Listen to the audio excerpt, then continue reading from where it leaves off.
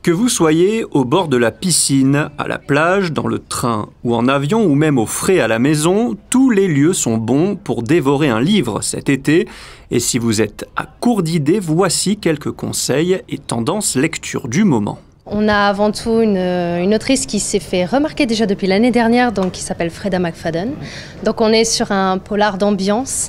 Elle en est déjà à son 3e tome et elle a sorti même l'entre-deux du 2 et du 3. Donc voilà, la femme de ménage se marie. Et après, si je peux parler aussi d'un autre livre qui s'est fait démarquer aussi, c'est Clamsea Tatawin. Donc en fait, c'est vraiment le livre d'un jeune qui est quand même très très marginal. Et qui malgré tout n'hésite pas, ne voulant pas se conformer à la société, à reporter la faute sur celle-ci et à s'immiscer, on va dire, dans plusieurs classes sociales et à en détecter les failles, entre guillemets. Donc voilà, c'est vraiment un roman qui a aussi énormément de succès en ce moment. Parmi les autres auteurs classiques qui se démarquent, Virginie Grimaldi ou Sylvain Tesson.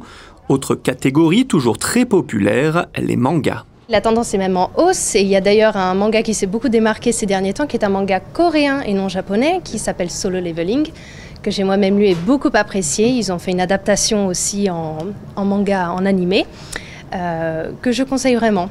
Et pour ceux qui aiment se creuser les méninges, développer leur mémoire ou leur logique, voici des cahiers de vacances un peu particuliers. On a aussi étendu notre gamme pour nos classiques de l'été qui sont à la base les cahiers de vacances pour enfants, mais on a étendu aussi ces activités, voyant l'essor en fait du polar, des thrillers, à des cahiers de vacances en fait policiers pour adultes et pour enfants.